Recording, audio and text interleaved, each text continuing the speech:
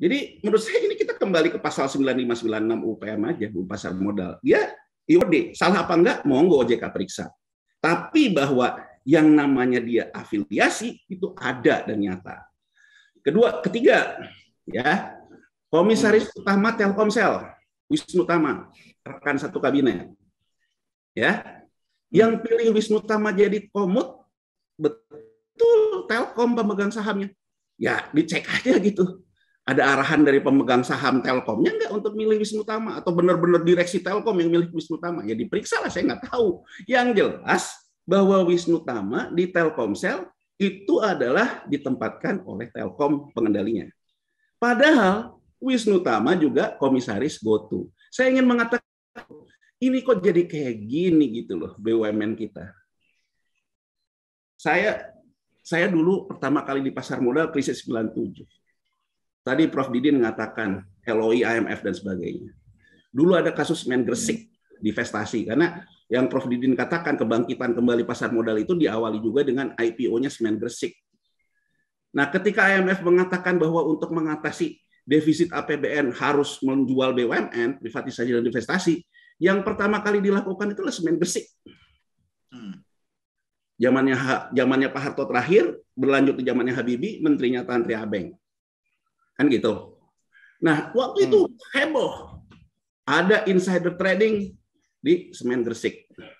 Oke. Kita memeriksa dari sisi apa sih? Dari sisi alert. Alert itu apa? Alert itu yang ada di bursa terkait dengan perdagangan. Oh, ini kelihatannya ada pola orang yang mendahului informasi dan kemudian dapat untung di sini. Itu adalah tanda-tanda alert terjadi potensi insider trading. Oke. Tapi kan selalu kasus besar di Indonesia adalah tekanan publik, bukan tekanan alert. Ya kan? Nah, pada waktu itu kita juga lagi euforia reformasi gitu, ya kan? Segala sesuatu dihajar, menyangkut Pak Harto, menyangkut Habibie, semua orang ngehajar. Ya kan? Nah, saya waktu itu lihat Semen Gresik, melihat misalnya, oke, ini siapa sih, transaksi ini punya siapa, karena harus rekonstruksi. Mohon maaf ya, nggak segampang ini loh. Ini saya cuma lihat prospektus, baca Facebooknya Agustinus, kemudian saya juga lihat prospektusnya, lihat laporan keuangannya. Kata orang Jawa, cetowelo-welo. Jadi kalau menurut saya, kalau kita kembali ke reformasi, kita seolah-olah menantang gitu. Menantang bahwa seolah-olah sekarang tuh beginian tuh boleh. Ini menurut saya ini yang harus kita pahami dulu gitu loh. Ini mau kemana kita ini? Kok seolah-olah kita ini menantang gitu. Jadi dulu di Semen Gresik orang bilang Menteri Keuangan yang nggak usah saya sebutkan namanya, itu untuk sampai ke dia itu harus konfirmasi dulu ke Merrill Lynch New York. Dan itu tergantung di tanda tangan nggak sama ketua Bapepamnya untuk minta konfirmasi. Nggak gampang cari OD dan cari IOD itu nggak gampang. Kenapa? Karena memberlakukan nomini. Saya berlindung di nama orang, saya berlindung di mana. Ini enggak loh. Terang-terangan. Jadi menteri, jadi komut, angkat teman, waduh. Terus terang saya agak merinding sih ngelihatnya gitu. Dan itu dilakukan di emiten gitu. Di perusahaan pasar modal yang ada undang-undangnya. Dan nggak tahu sadar atau enggak, mereka sadar nggak bahwa Telkom itu juga listing di New York Stock Exchange? Sadar nggak gitu? Mungkin Prof. Didin, Pak Fadil mungkin ingat ya, karena seperti juga dulu saya lagi masih zaman kuliah gitu ya, bahwa bagaimana Cacok Sudaryanto mereform Telkom untuk masuk ke global corporate governance gitu, yang punya tata kelola, yang sampai akhirnya tuh Telkom menjadi BUMN flag carrier kita gitu, yang bisa listing diterima di New York Stock Exchange karena dianggap sudah mengikuti good corporate governance. Ini terus terang ya, bagi saya terlepas dari kasus ini kita biarin ke belakang, kita ngomong dulu prinsip dasarnya di sini. Prinsip dasarnya kok kita jadi bangsa yang kayak begini gitu. Kedua, saya ini orang yang lama di pasar modal gitu. Ya serakah, tapi ya ojo ngono gitu loh. Ini kan seolah-olah gini loh. Seolah-olah gini loh. Untuk sekedar pakai just tip aja nggak mau. Maksud saya just tip itu gini. Apa sih susahnya? Udah deh yang jadi komut Ahmad Nur Hidayat aja, tapi saya ngomong di bawah tangan, lu sama gua ya, pokoknya lu di situ. Kan itu mungkin orang nggak akan, ini enggak loh. Jadi dari sisi itu aja saya udah melihat, waduh, udah sembrono, serakah. Ya ini memang pendapat politik ya. Tapi kan kembali lagi bahwa ini adalah soal komitmen kita terhadap reformasi. Karena perlu diingat, kenapa LOI IMF datang, itu karena kita jatuh krisis itu karena kredit perbankan kita itu nepotisme. Diberikan kepada grup sendiri dari dana masyarakat. Saya rasa Prof. Didin belum lupa lah. Prof. Didin dengan teman-teman senior saya dulu semua mengatakan kita nggak boleh lagi ada konflik kepentingan. Kemudian teman-teman di politik di MPR menghasilkan TAP MPR tentang nepotisme. Pertanyaan mendasar saya, kita masih komit nggak sih terhadap ini? Jadi kalau ada orang ngomong jangan kriminalisasi kebijakan, oke gitu. Tapi kita juga jangan lupa zero tolerance terhadap hal-hal yang berbau konflik kepentingan adalah reformasi. Dan reformasi pula lah yang kita sampai ke sini bisa punya presiden, dari orang biasa bisa jadi presiden. Jadi menurut saya, komitmen kita terhadap nilai itu masih ada nggak? Itu ya, jadi menurut saya. Sekarang kita kembali lagi. Kalau diibaratkan atau udah di sini aja, Bang? Ya. Abang bisa melanjutkan nanti. Tapi saya mau menyela Abang dulu. Ini terkait siapakah yang menjaga value di pasar modal itu? Kan kita sudah punya undang-undang OJK, dan OJK ini kan sudah dinyatakan independen dari siapapun. Ya kan hasil reformasi kita kan menghasilkan itu, Bang. Nah, sekarang kan pertanyaannya adalah, ya OJK sendiri punya sense of value reformasi yang anti KKN itu enggak, atau dia jangan-jangan membiarkan aja? Mungkin enggak? Pertanyaannya kita tujukan ke OJK untuk kasusnya. Ya, yang jelas gini, pembiaran. Tapi OJK pasti ngomong bahwa di kita mengambil, jadi gini, OJK sendiri itu offset, Mas. OJK mau ngomong, Telkomsel itu perusahaan tertutup. Tapi laporan keuangannya terkonsolidasi ke perusahaan terbuka, Telkom. Dan Rp1 di Telkomsel berdampak ke Telkom. Itu satu. Kedua, OJK sedang dalam proses mengurus pendaftaran efektif pencatatan GoTo. Jadi GoTo sendiri adalah perusahaan yang dalam radarnya OJK. Jadi saya juga bingung ya, bagaimana mungkin OJK bisa bisa tidak concern terhadap Wisnu Tama nih misalnya. Wisnu Tama itu adalah komutnya Telkomsel. Wisnu Tama adalah komisaris Telkomsel. Dalam prospektus yang disampaikan, ada transaksi obligasi konversi Telkomsel, ada hak right Telkomsel. Bagaimana tidak OJK di sini tidak melakukan penelitian? Ini pertanyaan, karena bahwa katakanlah gini, katakanlah kita menganut Chinese firewall. Jadi Chinese firewall itu gini, Mas. Misalnya waktu kasus Enron ya di Amerika Serikat tahun 2002-an. Waktu kasus Enron itu Amerika masih menganut memperkenankan Chinese firewall. Jadi moderat. Dengan kata lain gini. Orang bisa ngomong, saya itu anggap aja JP Morgan gitu. Yang di sini tuh JP Morgan Securities, kalau saya itu JP Morgan Investment Manager. Itu dua hal yang berbeda. Nah, itu dulu secara regulasi diperkenankan. Tapi kalau dia kemudian terkena alert, diperiksa, ya diperiksa. Jadi anggap aja gini loh, anggap aja kita tuh berpatokan moderat. Mau adik kakak kek, mau apa kek, boleh. Tapi kalau nanti suatu saat ada masalah, bukan berarti Anda tidak diperiksa, karena Anda afiliasi. Gimana pun Anda harus terkena aturan-aturan tentang IOD dan IOD. Nah, jadi pertanyaan saya sekarang begini, kita mau pakai apa nih OJK? Sistem pengawasan itu kan ada dari mulai regulasi preventif. Kalau preventif berarti OJK melarang afiliasi sejak awal. Tapi ini kan enggak, berarti kita dari sisi regulasi boleh. Kedua adalah yang namanya monitoring dan evaluasi. Setelah monitoring evaluasi, sekarang rame kayak gini. Oh, ternyata transaksinya material terhadap Telkom. Oh, ternyata ada afiliasi. Diperiksa nggak sama OJK nih? Kemudian OJK, jadi siapa yang bisa membersihkan nama mereka? Bukan press release, Mas. Yang bisa membersihkan nama mereka adalah gelar perkara litigasi yang dilakukan OJK membuktikan transaksi antar afiliasi ini ada atau tidaknya terpenuhi unsur konflik kepentingan dalam transaksinya. Itu OJK yang membuktikan. Tapi kalau OJK juga kata orang Sunda cicing wae, nah mau kemana lagi kita? Ya kan, jadi kita kan sekarang kita udah ke stages kedua gitu. Kita ini ke stages kedua. Jadi saya rasa Agustinus maupun katakanlah juga saya yang melihatnya dari Undang-Undang Pasar Modal, kita bukan hakim. Tapi kita itu adalah menyuarakan sebuah data publik. Masa dari data publik aja udah ketahuan ada afiliasi? Masa dari data publik aja sudah ketahuan ada potensi transaksi benturan kepentingan? Ada atau tidaknya transaksi benturan kepentingan dari afiliasi? Ya, monggo OJK, monggo DPR.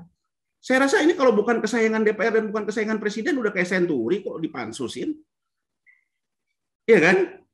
Saya rasa bagaimana juga sikap Presiden juga ditunggu loh. Apakah sekarang begini pengelolaan BUMN kita?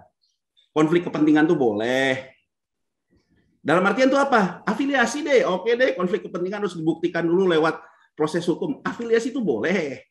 Kalau afiliasi itu boleh, waduh saya rasa kalau kita menganggap investasi dua transaksi hari ini untuk masa depan, semua orang akan berebutan berkuasa di 2024 karena begitu saya berkuasa, apa aja gue boleh. Bahaya. Apa kita mau menjadi negara yang kayak gini gitu. Jadi artinya Presiden ini kan juga punya investasi politik terhadap bangsanya. Jadi kalau menurut saya dia harus bersikap. Kalau memang ini yang dipilih sebagai investasi, ya nun sewu ya. Kalau nanti semua orang akan berlomba-lomba, segede-gedenya bandar bisa nyapu serangan fajar, yang penting setelah berkuasa, saya apa aja boleh. Bahaya. Itu ya. Nah sekarang kita lihat dari skemanya deh. Nah PS171 ini ibaratnya itu garis offset deh kalau main bola. Oke. Jadi ketika tutup buku tuh kuartal 1 pertama, Maret. Tutup buku berikutnya kuartal 2, Juni. Tutup buku berikutnya kuartal 3, September. Tutup buku berikutnya kuartal 4 dan tahunan, Desember. Oke. Ya. Setiap tutup buku, menurut PSAK 71, aset keuangan harus mark to market. Oke. Kalau ketika dia dibandingkan dengan harga pasar, dia mengalami rugi selisih ataupun harga. Jadi gini, harga pasar 338 karena waktu 31 Maret baru harga IPO 338. Dia punya 375 dikurang 338 rugi. Ini bukan tidak terrealisir berdasarkan accrual base yang sekarang diacu oleh standar akuntansi. Ini langsung dibiayakan ke rugi labanya Telkomsel. Karena Rp1 Telkomsel juga Rp1 di Telkom, dibiayakan di rugi labanya Telkom. Jadi sudah rugi terrealisir untuk buku Q1 Maret 2022. Orang sekarang ngomong, wah Telkomsel udah cuan lagi. Tadi Mas Nur udah liatin, harganya udah 302 dan sebagainya. Saya ingin memberikan penjelasan. Gini di PSAK 71. Kalau dia laba, artinya selisih di harga pasar itu lebih rendah dari ada laba yang belum terrealisir, itu dicatatkannya di rekening cadangan yang belum terrealisir. Tapi kalau rugi direalisasikan. Nah, sehingga di Juni besok patokan Telkom itu mark to market harga pasar dari harga buku dia yang berapa? Harga buku terakhir dia nyatet di Maret, itu 338. Udah nyampe belum ke 338? Belum kan? Belum. Nah, kenapa juga dibandingkannya tidak dengan 270 harga perogahan Telkom? Karena Telkomsel melakukan pakai PSAK 68, memvaluasi harga pasar di 31 Desember 375. 375 ini carry over ke tutup buku berikutnya menjadi harga bukunya. Dibandingin, 338 itulah rugi 881. 338, katakan aja besok harga di pasarnya 360. 360 laba, nggak dicatetin, dicadangkan sama dia. September nanti, turun lagi ke 200, rugi, diimper lagi di September. Desember nanti, marking the close. Karena kenapa saya sebut marking the close? Karena yang terkait dengan keuangan negara, buku akhir tahun. Yang terkait dengan dividen akhir tahun 31 Desember. Jebret dijebretin ke angka di September sehingga tidak terjadi kerugian net di buku akhir tahun, tidak ada tuh rugi impairment. Tapi ingin yang saya gambarkan apa? Jadi yang concern terhadap fluktuasi tiap triwulanan harga saham GoTo siapa? Telkom. Karena Telkom yang mengkonsolidasikan laporan keuangan Telkomsel. Nah, ini yang mengatakan materialitasnya, bukan ruginya. Transaksi ini material. Kenapa? Karena mengganggu stabilitas laba Telkom. Bukan karena dia rugi di Maret 2022. Bukan, tapi dia material terhadap fluktuasi laba Telkom. Karena dia material terhadap fluktuasi laba Telkom, kalau ini transaksi halal, rugi biasa. Tapi ini kalau transaksi haram, nggak bisa. Haramnya tuh di mana? Awal aksi korporasinya ada transaksi benturan kepentingan nggak? Jadi singkat cerita, Mas Ahmad Nur Hidayat, sepanjang tidak ada terpenuhinya dua unsur, afiliasi dan transaksi benturan kepentingan, transaksi ini halal. Jadi kalaupun dia berfluktuasi, iya. Kalau afiliasi udah jelas. Afiliasi udah jelas. Tinggal transaksi benturan kepentingan. Kalau ditanya juga ke kita yang suruh ngumpulin buktinya, kita boleh nggak meriksa ruangan menteri? Kita boleh nggak manggil komut GoTo gitu, kemudian kita interview, kita dalam proses penyidikan, kan nggak boleh. Jadi kita kita ada yang unsur kedua ini kan bukan kita. Jadi kita juga sekarang praduga tak bersalah, tapi bukan juga praduga benar kan? Tapi saya menutup dengan semua ini, mungkin itu gambarannya, mungkin nanti lebih detail bisa oleh yang paling rajin ya, Mas Agustinus ya. Tapi intinya adalah dari saya, ini transaksi material, dilihat materialitasnya dari mana, dia material terhadap fluktuasi laba Telkom. Ya, transaksi ini halal atau haram, berpotensi indikasi haram. Kenapa? Karena ada afiliasi. Haramnya harus dibuktikan oleh siapa? Oleh OJK. Mungkin yang saya baca Agustinus juga ngelaporin ke SSI. Atau SEC nanti ngelihatnya gimana. Jadi menurut saya rasa Prof. Didin juga masih ingat ya. Reformasi kita menginginkan jalan hukum. Hukum yang jadi panglima. Bukan press release. Jadi sebenarnya kalau dilihat dalam perspektif keuangan negara ya, Bang Yanuar, ini kan belum bisa dianggap sebagai istilahnya ya, kerugian negara ya. Nanti, jadi gini Mas, kalau kerugian negara itu gini ya. Telkom tadi, kalau penjelasan Telkom tadi karena ini triwulanan kan bisa jadi Telkom secara material dirugikan kan kalau penjelasan Bang Yanuar gitu kan. Ya, jadi gini Mas, kalau kerugian negara itu kenapa Jiwasraya dan Asabri itu masuk ke Kejagung, masuk dari kerugian negara. Karena rugi yang terrealisasinya itu, Mas. Jadi gini loh, kalau impairment ini terjadi dan kemudian mengurangi laba ditahan dan sampai kena ke rekening ekuitas modalnya Telkom jadi negatif, maka itu sudah terjadi kerugian negara. Jadi kalau kita ngomong ini, Mas, jauh lah dari Telkom, Mas. Labanya 30 triliunan, katakan aja ini di stop, digocak nih saham GoTo. Ya ruginya 6,4, ya Telkom masih laba 20 triliunan gitu ya. Jadi artinya ekuitasnya nggak akan negatif. Tapi kan apa kita cuma mau melihat kerugian negara dari sisi itu? Gitu ya kan, kalau kerugian negara yang betul-betul itu sudah terjadi itu. Tapi gini, saya juga punya challenge. Saya juga sama kayak Prof. Didin. Saya juga pernah di BUMN gitu. Jadi saya justru di BUMN ketemu dengan afiliasi yang sama nih. Dan kalau di tempat saya yang rekayasa industri tagihan ke swastanya, yang pemegang saham pengendalinya juga kakaknya menteri, udah dihapus buku loh. Kalau udah dihapus buku itu udah kerugian negara loh, karena rekayasa industrinya negatif equity. Ini aja dibiarin sama kita.